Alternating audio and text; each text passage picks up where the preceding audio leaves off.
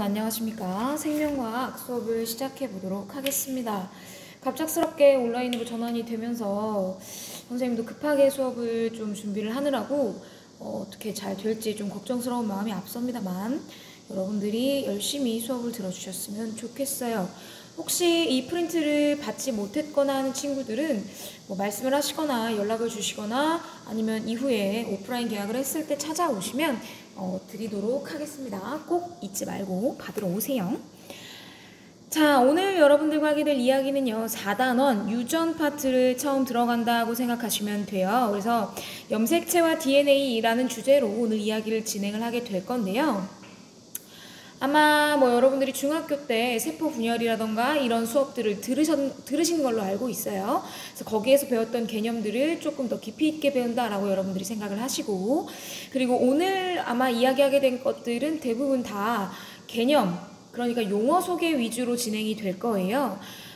그 친구들과 처음 보는 친구들과 친해진다. 이 친구의 이름이 뭐구나. 이렇게 배우는 시간이라고 생각을 하시고 조금 이제 딱딱하거나 이런 이야기들이 진행되더라도 여러분들이 좀 새로운 친구와 친해지기 위한 시간이라고 받아들여 주셨으면 좋겠다는 생각이 듭니다. 자, 그럼 이야기를 한번 시작해 보도록 하겠습니다. 여러분들 교재는 126쪽이고요. 프린트는 새로 나간 프린트 22페이지부터 2학기의 시작입니다.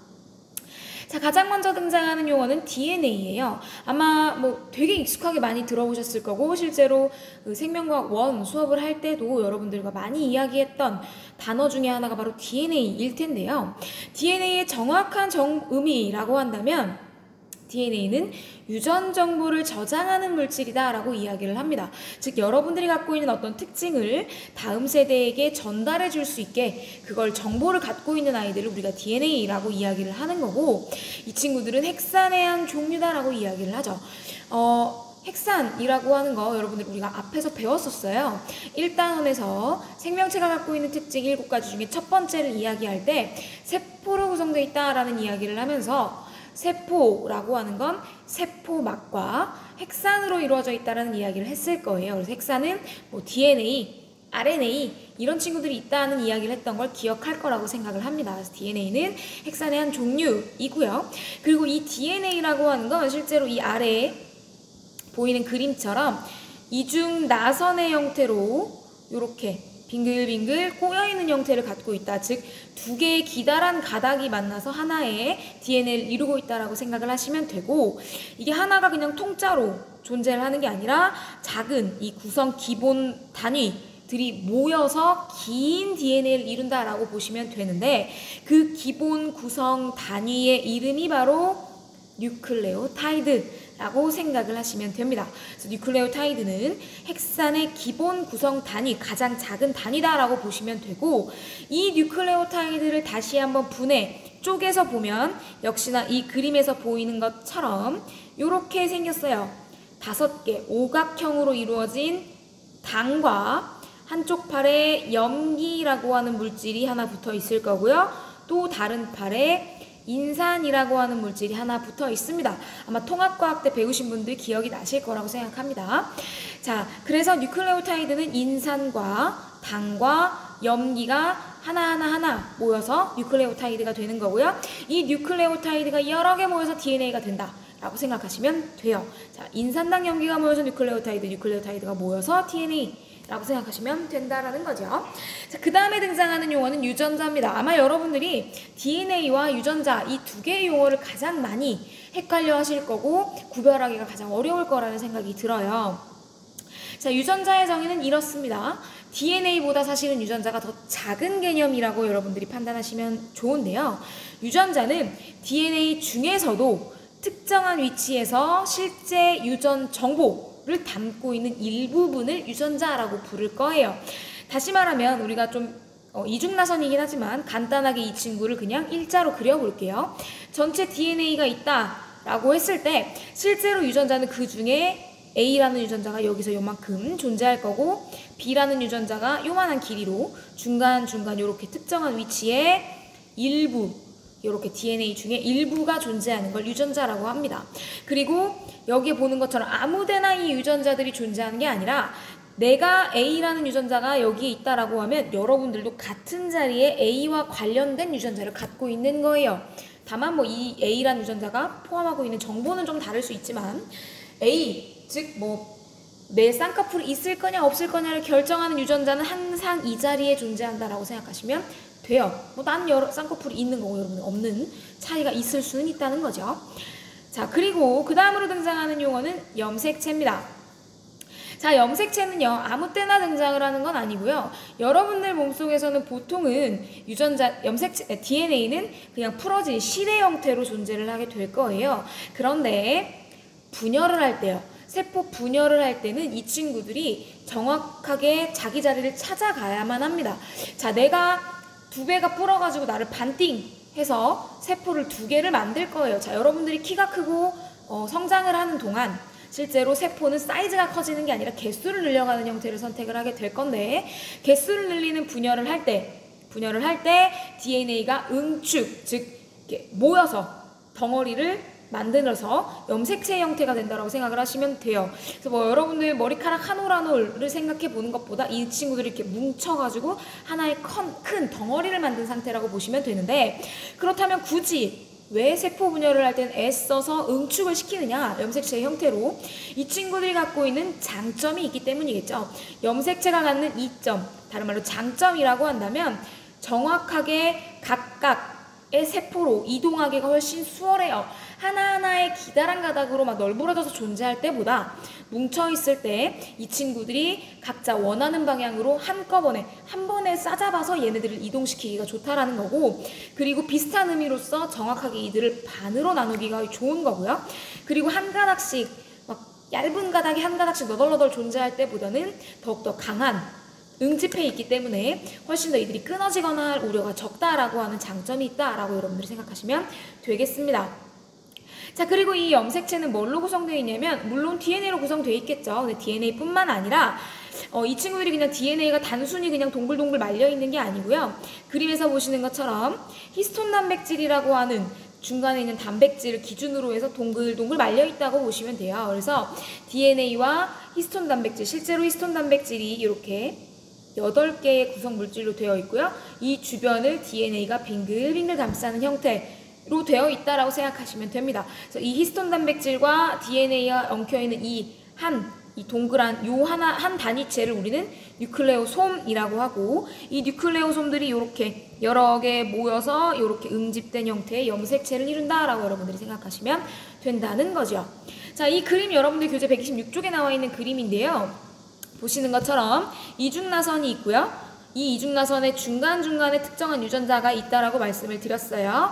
그리고 이 DNA들과 히스톤 단백질이 묶여있는 이 친구들을 뉴클레오솜이라고 할 거고, 이 뉴클레오솜에 의해서 이 친구들이 뭉쳐서 이렇게 귀여운 모양의 염색체를 이루고 있다라는 이야기가 됩니다. 이해가 되실까요? 자, 그리고 여러분들 몸속에는 염색체가 하나가 존재하는 게 아니라 여러 개의 염색체가 존재하겠죠. 이 여러분들이 갖고 있는 염색체 전체, 유전자 전체를 모아놓은 걸 우리가 유전체라고 한다라고 생각하시면 돼요. 너네가 갖고 있는 모든 DNA의 유전 정보를 모아놓은 전체 집합체를 유전체라고 보시면 된다는 겁니다. 자, 그렇다면 그 다음 페이지로 넘어가 볼게요. 프린트는 같은 페이지 22페이지 그대로 있고요. 교재 128페이지로 넘어갑니다. 자, 사람의 염색체와 핵형 분석이에요. 또 새로운 용어가 하나 등장을 했습니다. 핵형입니다. 핵형. 여기에서의 핵형은요, 형아, 형님의 의미가 아니고요, 타입의 의미라고 생각하시면 돼요. 어떤 형, 어떤 유형의 의미라고 생각을 하시면 아마 여러분들이 조금 받아들이시기가 쉽지 않을까라고 생각을 합니다. 핵형이라고 하는 건요, 한 생물이 가진, 즉 여러분들이 가진 염색체의 수나 모양, 크기에 따라서 이들이 갖고 있는 특성들을 우리가 핵형이라고 이야기를 해요. 핵형. 하나의 생명체가 가진 염색체 수, 모양, 크기의 특성을 핵형이라고 하고요. 이 핵형, 즉 이들의 특성에 따라서 이들을 이렇게 분리해 놓고 분석해 놓은 걸 핵형 분석이라고 이야기를 하기도 합니다. 자, 이 핵형은요, 종에 따라 다 달라요. 여러분들과 나는 물론 갖고 있는 유전 정보는 다를 수도 있습니다만, 여러분들과 난 다르겠죠. 성염색체가 다르니까. 아무튼 사람은 같은 성이다라고 한다면 갖고 있는 핵형이 비슷합니다. 매우 유사해요. 하지만 나와 뭐 암컷, 원숭이가 갖고 있는 핵형은 다를 수밖에 없다는 겁니다. 핵형은 종에 따라 다르다. 그렇기 때문에 우리는 이 핵형을 기준으로 해서 종, 그리고 성별, 그리고 어떤 문제가 있는지, 염색체가 잘렸다거나 염색체가 뭐 하나가 아예 없어졌다거나 아니면 하나가 더 있다거나 하는 이런 문제들을 확인할 수 있다는 특징을 갖고 있습니다. 이 핵형을 통해서 우리가 확인할 수 있다라는 거죠. 그래서 확인하시면 되고요. 그 다음에는 핵상입니다. 핵상. 핵상이라고 하는 건 이렇게 정의를 합니다. 하나의 세포에 들어있는 염색체의 상대적인 수라고 이야기를 합니다. 자, 우리 이 아래 거 한 번만 봐볼게요. 이 아래 거는 자, 얘와 얘를 기준으로만 보겠습니다. 자, 2번이 하나, 둘 같은 사이즈라고 칩시다. 이 두 개가 어떤 용어인지는 우리가 조금 이따가 이야기할게요. 그리고 3번도 하나, 둘. 너무 차이가 나긴 하는데요. 같다고 칩시다. 자, 2번, 2번, 3번, 3번. 자, 같은 번호가 몇 개씩 있어요? 2개씩 있어요. 자, 이걸 우리는 이렇게 이야기를 하죠. 하나의 염색체, 즉 같은 크기, 같은 모양, 같은 유전자를 갖고 있는 염색체가 2개씩, 즉 같은 번호로 갖고 있는 애가 2개씩 쌍을 이뤄서 존재하는 경우, 이 경우에 우리는 핵상을 EN이라고 합니다. 같은 게 2개씩 있다라는 의미로 여러분들이 받아들이시면 좋을 것 같아요. 3번도 2개죠. 그치만 어떤 세포의 경우에는요. 하나의 세포 안에 2번 하나, 3번 하나, 2번, 3번 이렇게 하나씩 들어있는 경우가 있어요. 쌍을 이루지 않는 경우라고 이야기를 합니다. 우리는 그 경우의 핵상을 N이라고 이야기를 하죠. 대부분 여러분들의 몸속에는요. 이 N의 핵상을 갖고 있는 세포들이 있어요. 하지만 N핵상을 갖고 있는 경우도 있습니다. 바로 생식세포의 경우라고 여러분들이 기억을 하시면 되고요. 여러분들의 정상적인 핵상에서 나타나지 않지만요. 자, 이런 경우가 있어요. 2번이 몇 개? 3개. 3번도 3개. 다 3개씩 있다 칩시다. 뭐 8번도 3개. 자, 이러면 얘의 핵상은 몇이 될까요? 3n이 되겠죠. 같은 게 3개씩 있다. 이렇게 여러분들이 핵상을 분석하시면 된다라는 겁니다. 자, 그러면 여기서 우리 요 용어 처음 들어봤어요. 앞에서 다른 것들은 다 했는데 상동염색체라는 용어가 갑자기 등장을 했습니다. 자, 그럼 상동염색체는 뭔지 한번 이야기를 해볼게요. 상동이라고 하는 건 같은, 비슷한 이라고 여러분들이 받아들이시면 되는데 상동염색체는요. 우리가 뒤에서 다음 주에 이야기를 하게 될 감수분열, 즉 생식세포 분열을 할 때 서로 붙는 한 쌍의 염색체를 상동염색체라고 합니다. 물론 정상적인 경우에 하나입니다. 비정상적인 경우에는 이상한 애들끼리 붙기도 하니까 정상적인 경우에 감수분열 시 서로 접합하는 한 쌍의 염색체를 상동염색체라고 이야기를 하고요. 이 상동염색체의 기본적인 물리적인 특징이라고 한다면 모양과 크기가 같습니다. 모양과 크기가 같다라고 하는 건 물리적인 특징이에요. 그러면 여기서 생물학적인 특징을 찾아보면 모양과 크기가 같기 때문에 이들이 갖고 있는 유전자의 종류가 같고요. 유전자의 그 특정한 유전자가 존재하는 위치도 동일합니다. 그리고 동원체의 위치도 같아요. 동원체의 위치라고 하는 건 우리가 조금 이따 보겠지만 계속 내가 염색체를 이렇게 그렸죠. 이 가운데에 잘록한 이 부분이 바로 동원체라고 생각을 하시면 됩니다. 아시겠죠?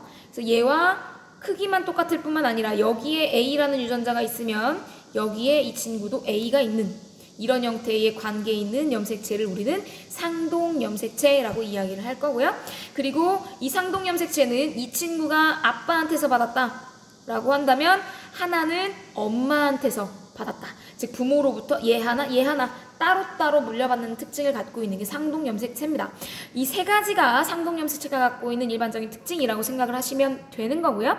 그리고 실제 사람은요. 이 상동염색체를 23쌍을 가지고 있다라고 생각하시면 돼요. 사람의 체세포는 23쌍의 상동염색체를 갖고 있다라고 생각하시면 된다라는 겁니다. 자, 그리고 이 상동염색체는요. 다시 상염색체와 성염색체로 나눠요.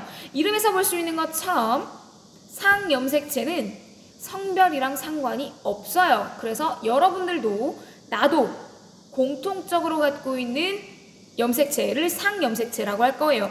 우리가 앞에서 봤던 이 그림을 한번 보시면요. 자, 1번부터 22번까지는 남자, 여자 상관없이 동일합니다.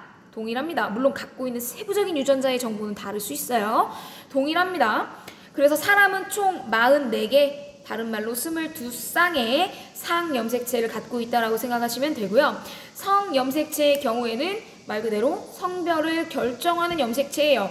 여러분들과 내가 갖고 있는 성염색체는 다르겠죠. 사람은 총 2개의 성염색체를 갖고 있고요. 여러분들이 이미 알고 있을 수도 있겠지만 남자의 경우에는 44개의 상염색체에 XY라고 하는 성염색체를 가지고 있고요.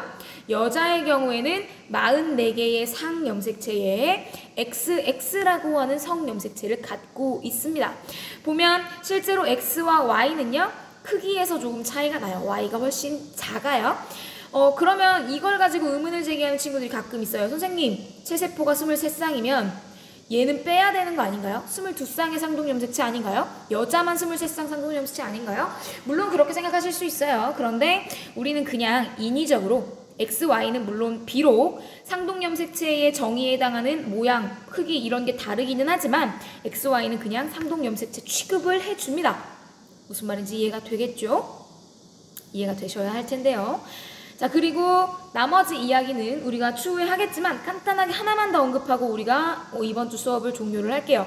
자, 아까 상동염색체 이야기를 할 때 아빠한테 1번 하나 물려받았고요. 엄마한테 1번 하나 물려받았어요. 자, 그러면 아빠는 쌍꺼풀이 있는 유전자를 줬다고 합시다. 그러면 엄마는 쌍꺼풀이 있는 유전자를 줬을 수도 있지만 없는 유전자를 줬을 수도 있어요. 다만 쌍꺼풀과 관련된 유전자가 같은 자리에 존재한다 라고 여러분들이 생각하시면 되고요. 이 두 개의 개념, 이 두 개를 각각 지칭하는 용어에 대해서는 우리가 다음 시간에 한번 이야기를 할게요. 다음 시간에 이 얘기 없이 다짜고짜 이 얘기를 하면 여러분들이 헷갈릴까봐 잠깐 언급하는 거고요.